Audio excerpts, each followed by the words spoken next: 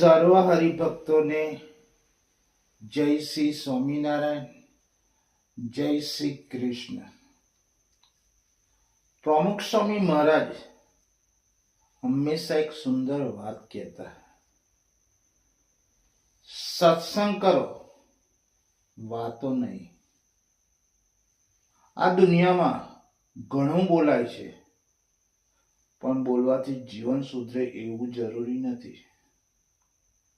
ઘણા લોકો બોલે છે, ચર્ચા પણ કરે છે, ટીકાઓ પણ કરે છે, એકબીજાની ભૂલો પણ યાદ કરે છે, પણ સંતો હંમેશા કહેતા, ચર્ચા નહીં, ચિંતન કરો, વિવાદ નહીં, વિચાર કરો। જો કોઈ આપણા વિશે કંઈક કહે તો જીવનમાં શું કરવું? પહેલા તો ચર્ચા બંધ કરી દો। મનને અંદરથી પૂછો, મારી ભૂલ ક્યાં થઈ છે? ભૂલ બહાર નહીં તો અંદર શોધો। આપણે સામાન્ય રીતે શું કરી શકીએ? બીજાની ભૂલ તરત જોઈ લઈએ છીએ, પણ પોતાની ભૂલ જોવાની હિંમત નથી રાખતા। જો કોઈ તમને ટોકે તો તેને શત્રુ ન માનો, એ તમને સુધારવાની તક આપે છે। સત્સંગ એ કોઈ દોષ આપવા માટે નથી, સત્સંગ એ પોતાને સુધારવા માટે છે। જીવનમાં શાંતિ ક્યાંથી આવે છે? લોકો પૂછે છે, શાંતિ શું છે? શાંતિ ક્યાં મળે? મહારાજ સ્પષ્ટ કહે છે, શાંતિ સત્સંગમાં મળે છે। શાંતિ જ્ઞાનથી આવે છે। શાંતિ એકાગ્રતાથી અને સમજથી જન્મે છે।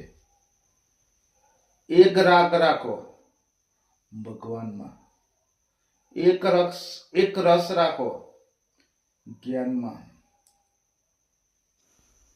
જીવનમાં ભૂલ થાય તો શું કરવું?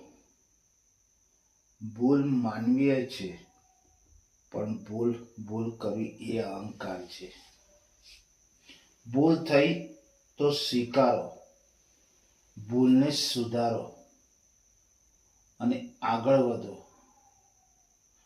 દોષ બીજામાં નાખશો નહીં, પહેલા પોતાની આત્મા જુઓ।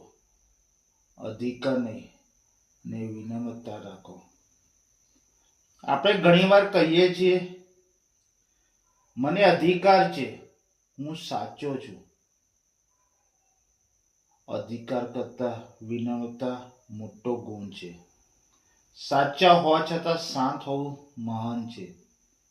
સાધુ અને સત્સંગી બનવાનો અર્થ શું? જ્ઞાનથી ઝૂકવો, અહંકાર છોડવો, ભગવાન અને સંતમાં અડગ વિશ્વાસ રાખો। મિત્રો, અંતમાં કહેવાનું, સત્સંગ કોઈ ચર્ચાનો વિષય નથી, સત્સંગ એ જીવન જીવવાની રીત છે। ઓછું બોલો, વધારે સાંભળો, પોતાની ભૂલને સુધારો, બીજાની ભૂલ ભૂલી જાઓ। આ જ પ્રમુખ સ્વામી મહારાજની સાચી આજ્ઞા છે। આ શ્રી સ્વામિનારાયણ ભગવાનનો માર્ગ છે। ફરીથી સર્વને જય શ્રી સ્વામિનારાયણ।